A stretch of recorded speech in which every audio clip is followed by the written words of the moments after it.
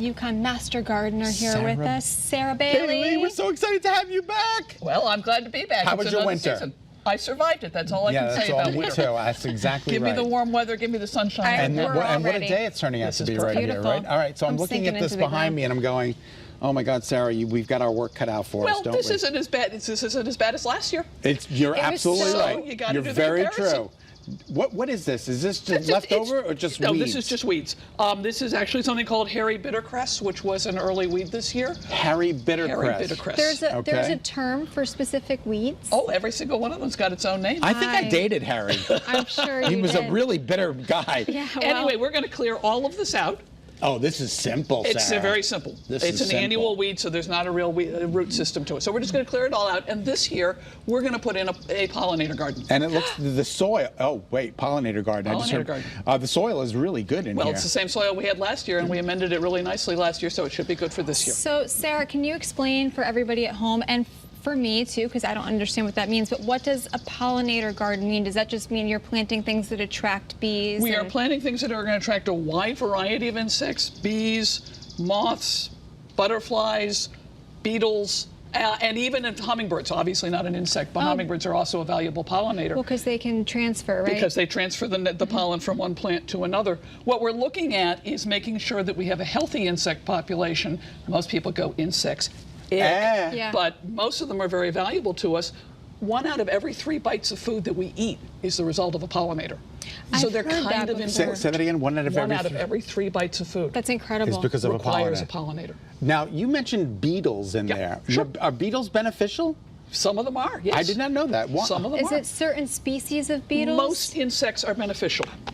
Most insects do more good, but insects just have that ick factor that most people want to say, oh, kill them. Well, but some insects for your plants probably aren't the best. You don't want them eating through some of your produce. But you want a balance. Correct. You want a balance between healthy plants and insects. A little damage in your garden is not a bad thing. And you know, Sarah, don't be intimidated by these weeds. I mean, look, I'm not. You're doing it for me. I'm going to do it. I'm going to keep going. And is he doing a good job? He's doing a very good job. Okay, you got to get the root system. Make sure you get the root system, right? All right, Scott, keep doing You've got a good job. future. So, Sarah, talk to us about some of the type of plants that we're going to see in here. So we're going to put in a variety of flowering plants. The key is to have something flowering throughout the season. Okay. So we'll use a combination of perennials and annuals, so that we have something flowering at all times. Oh, that'll be nice though, because then we won't have to worry about you won't have to worry about having to come back to do everything every season. There still is going to be work. Perennials still require some work.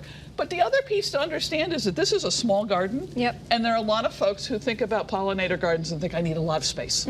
I can't help the environment in a very small space like this. Sure you can.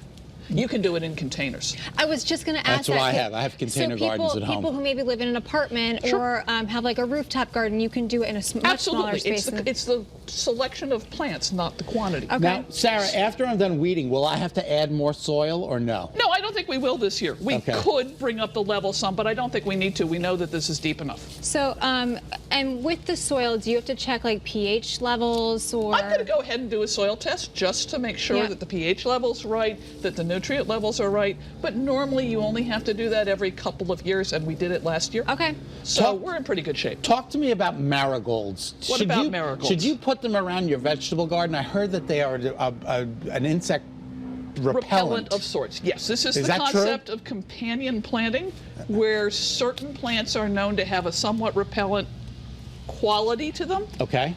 In all honesty, it would have to be an awful lot of marigolds. An awful lot of marigolds. But I've done it, and it works. And it does work. Yeah. Okay, so, and that's called companion? That's one aspect of companion planting, where you're planting plants together that help each other out in one form. That's fascinating. And we're pretty much past the frost stage, Sarah, so it's pretty good to... I'd love to say we're done. I usually use the end of the month as a safe factor. Oh, yes. End of the month is a safe factor. Okay. But we're only 2 weeks away, so you're taking a chance. I'm taking a chance. I put my annuals in. I'm very excited. They look amazing. If we get a frost, make sure you just cover them with a sheet. Just cover them up with sheets and you're good to go. All right. Fantastic. Look at this.